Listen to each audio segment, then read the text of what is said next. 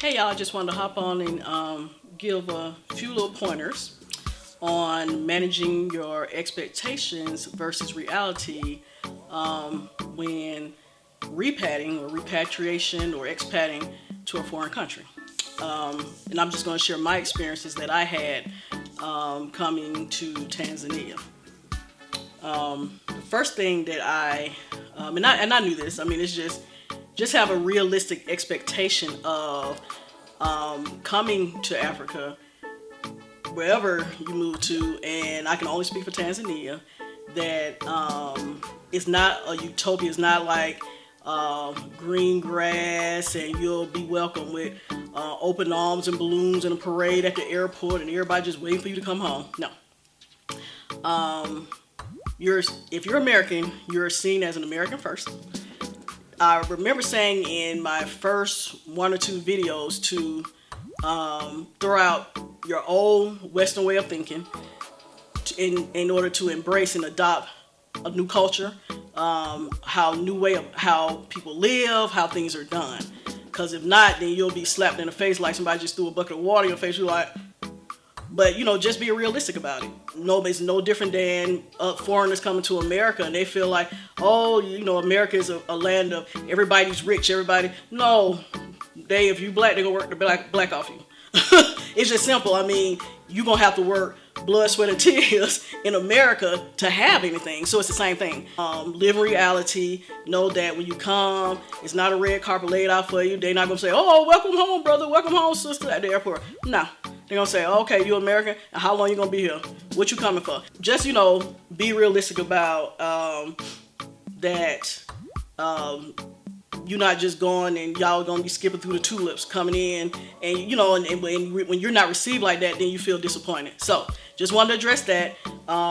Just come with no expectations of, this euphoric lifestyle, this utopia, this place gonna be just like what you used to, because it's not. It's just a whole different lifestyle, whole different culture.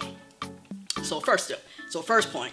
Second point I want to make was, I've received a lot of messages about housing, and I just want to caution everybody. Just caution everybody.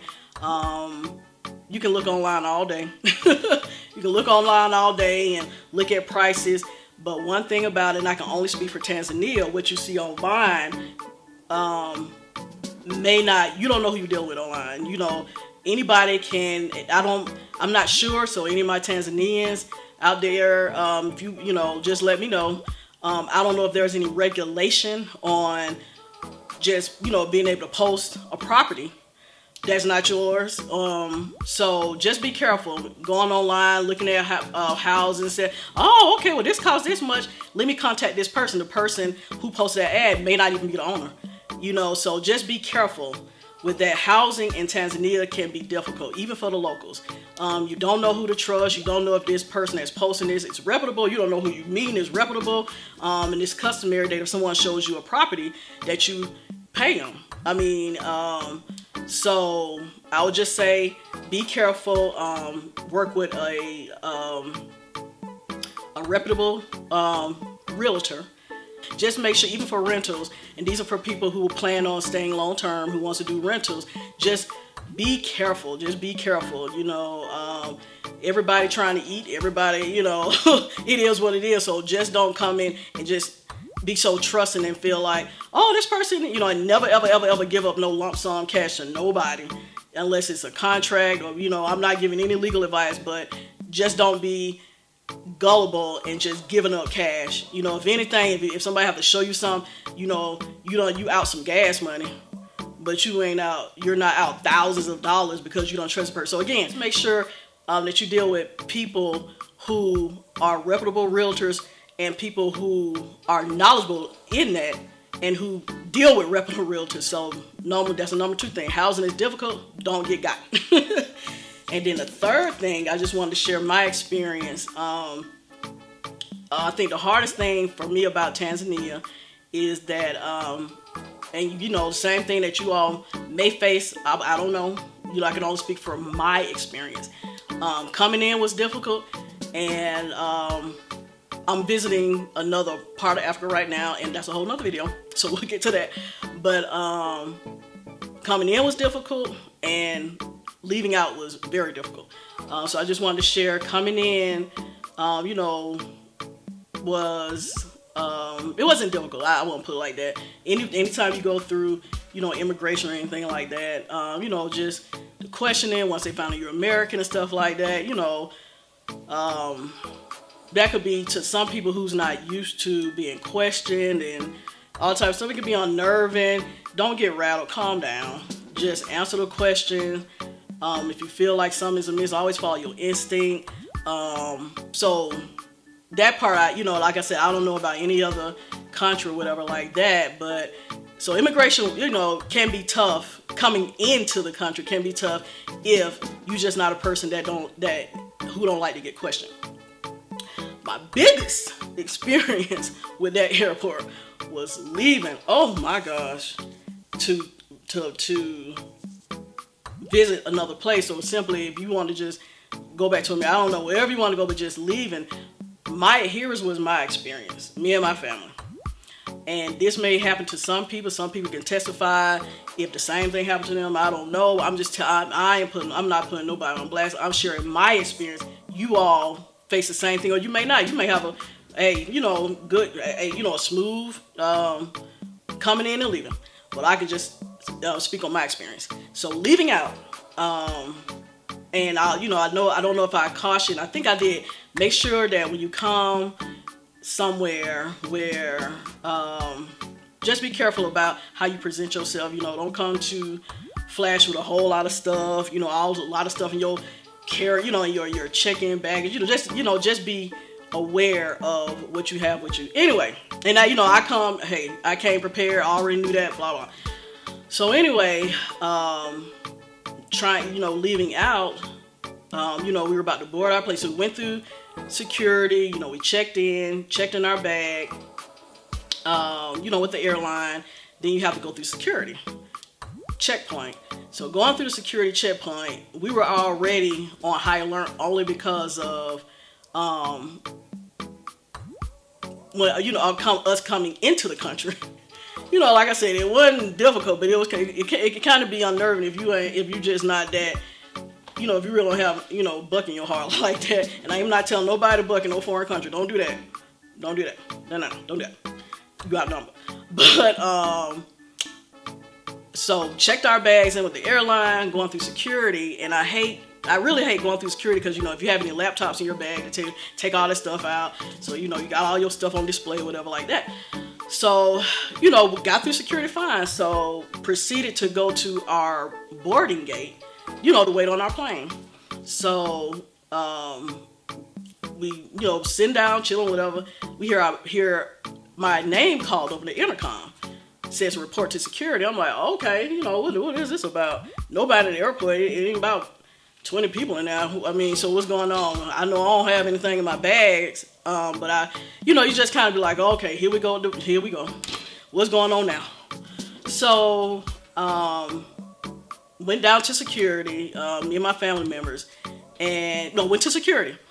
To the security desk, I said, okay, someone, call my name with the intercom, what's going on? She said, oh, so you are, said my name. I said, yes. So then she was like, oh, okay. And so she radioed downstairs, I guess to customs. And she was like, well, they want you to identify something in your luggage. Okay, I know, I ain't no runner or nothing. So, okay, what's going on? You want some clothes, some shoes? Okay. So then, proceed to take me and my family downstairs back to the security area, where they, you take your shoes off, you put your stuff on the conveyor, blah, blah, blah. So then she said, wait right here. So she talked to I saw her talking to another woman, Big Debo, what I'm saying? Like, whatever she said to her. So then the security woman that escorted us down there said, they need one of you all. They specifically say me, even though they called my name. One of you all to identify something in your luggage. And we said, who luggage? And she said my name, like, okay, so you need me? Well, just one of y'all. Okay, so, my family member stepped up, like, if anybody go, I'm going. I'm like, okay, I'll go. Okay, so they proceeded to take, my family member on, and they told me, and the others to go back upstairs and wait. And I'm thinking like, and I said, well, no, we'll wait down here. So, they was like, well, no, okay. So we stayed close by as we could. So anyway, long story short, we waited about 20 minutes. So then family member came out, and basically what happened was, took them to the back, this long hallway. It's like they trying to intimidate you. The whole long hallway, you got customs flanking you. You got police behind you, like, oh, what's going on? Something in there that, somebody slipped something there, but I've been with my stuff, for a while, for a month or so. So, okay. So, get to the back room, and next thing you know, they said, as for me specifically, well, are you, ask them, are you this person? Like, no, but, whatever you got to say to them, say to her, I'm representing them. So now what? Okay, well, so you gonna vouch for whatever's in his bag? Of course I will. Whatever in that bag, I can attest to what's in there. Long story short, they questioned us about an air mattress. I don't know if, I didn't think an air mattress was a big deal. I don't know. It's a piece of plastic or a piece of whatever that is made out of with an electrical cord attached to it. And it was, a few in the bag, enough for everybody that was, with me. So they asked about that. What's that? It's an air mattress. What does it do? You sleep on it. It's a mattress. How does it work? Demonstrate. You plug it into the outlet. Why did you bring it? What we gonna sleep on? Okay, well, let me have one. Let you have one? What? Yo, well, let me have one then.